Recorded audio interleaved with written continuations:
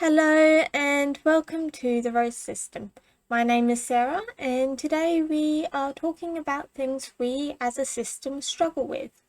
We are hoping that this video will give you a bit of insight to the things in this life that can be quite difficult when you have chronic mental health, especially when your mental health is related to trauma.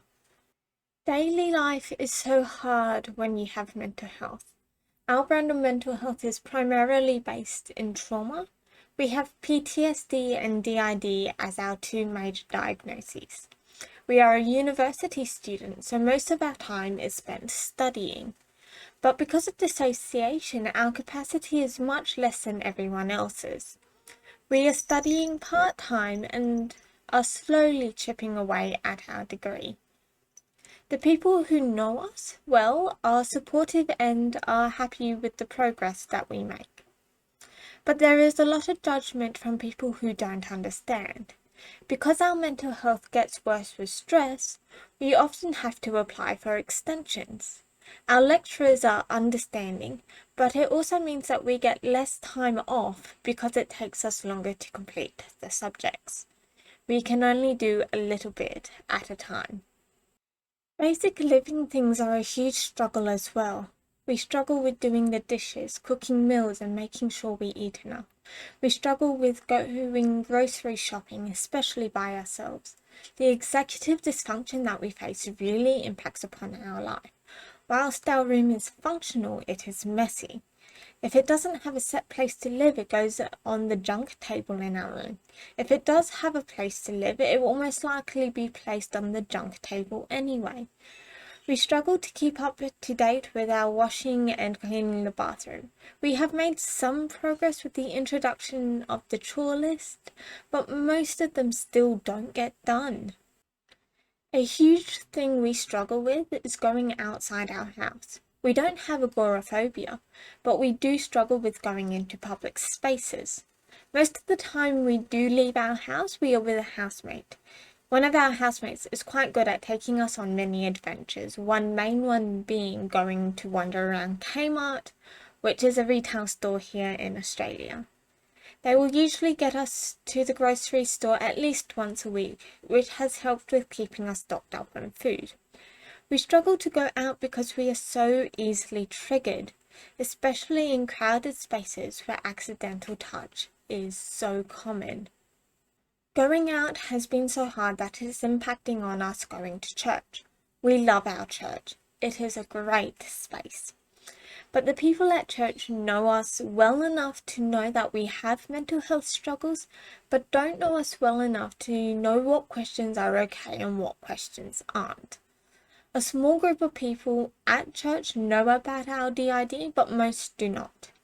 Because our church attendance has been so patchy since 2020, there's a great deal of fuss when we do attend. People are so glad to see us, but we really struggle with the attention. The people in our church really care about us and they want to look after us, but most don't know how.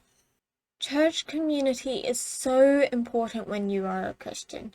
It is a place where you can grow in your faith and be in contact with other people who share your faith. We are very disheartened by the fact that our attendance has dropped so badly. We are still connected with the church. They live stream the services and we get all the emails throughout the week, but we miss being there in person. We are fortunate that on top of church we have our University Christian Club. Whilst there are struggles with this group too, it is a much smaller group, so we feel more comfortable. The chaplain who does the main talks knows us extremely well, and he is quite good at letting me know in advance if something in the talk will trigger us. We are so grateful for this group because it means that we get some community in a Christian environment.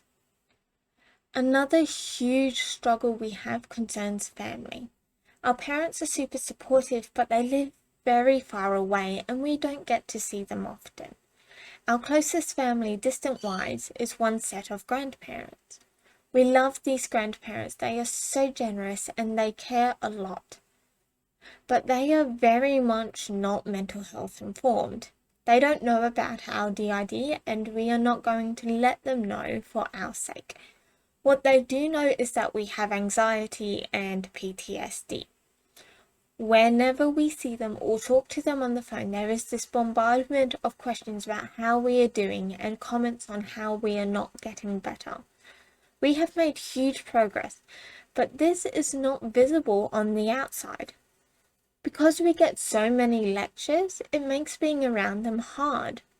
We feel invalidated, but God has been good in giving me patience. Our housemate believes that we should have a massive breakdown in front of them to help them understand how serious it is.